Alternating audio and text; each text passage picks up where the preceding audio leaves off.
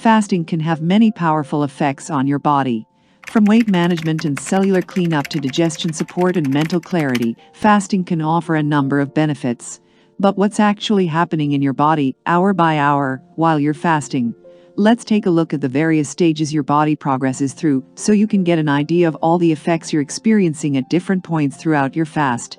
Just note, if you do decide to do a prolonged fast, always do so with guidance from a medical professional. 0 to 4 Hrs.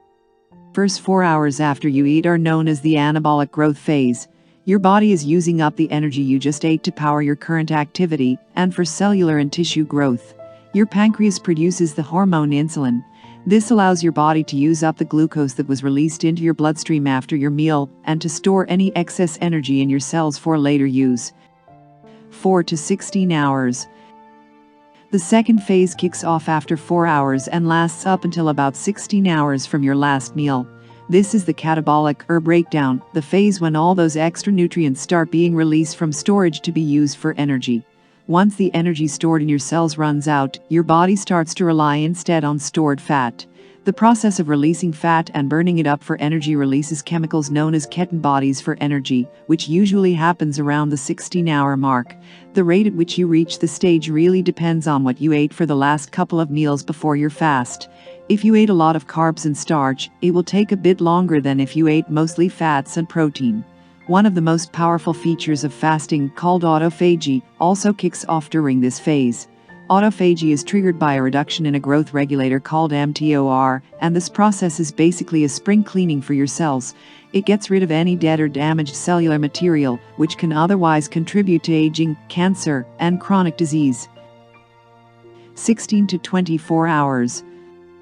Once you pass the 16-hour mark, glucose in the cells and glycogen in the liver and muscles begin to dwindle rapidly, which causes you to burn stored fat in order to keep up with your body's need for energy.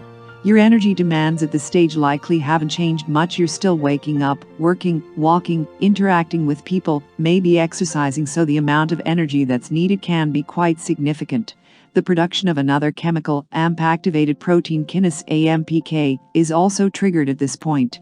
This really increases the amount of autophagy happening all around your body.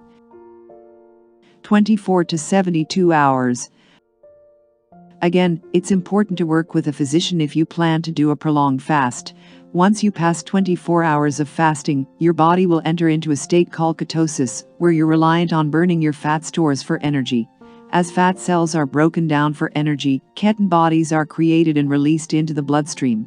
Ketone bodies act as fuel for the brain when glucose is scarce. Glucose is our brain's primary source of fuel, but ketone bodies provide the brain with additional benefits. Burning ketones can lead to a major uptick in your cognitive performance, mental clarity, and general sense of energy and well-being as you enter into a multi-day fast. Your brain also gets a boost around the 24-hour mark from an increase in production of brain-derived neurotrophic factor, BDNF. BDNF supports the growth of brain neurons. Not only is it correlated with improvements in long-term memory, coordination, and learning, but it's also thought to be key in reducing the risk of developing Alzheimer's disease in later life. 72+ hours. Once you've been fasting for 3 days or more, your body enters a deep state of ketosis. All the previous benefits, autophagy, the uptick in the production of beneficial chemicals and hormones, fat loss, and mental clarity, continue to increase. That said, your thyroid hormones also start to get affected, as your body thinks it's starving.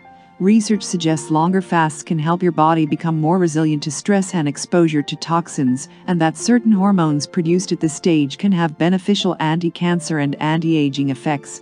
That said, people with a history of eating disorders should avoid prolonged fasts, and it's always a good idea to seek medical supervision when fasting. Bottom line, fasting is a powerful tool for improving your body's longevity, and it can have a really transformative impact on your health. Once again, if you plan to do any kind of extended fast, it's very important to work with your medical practitioner. By understanding these stages, you can choose the right type and duration of fasts for your body and your goals.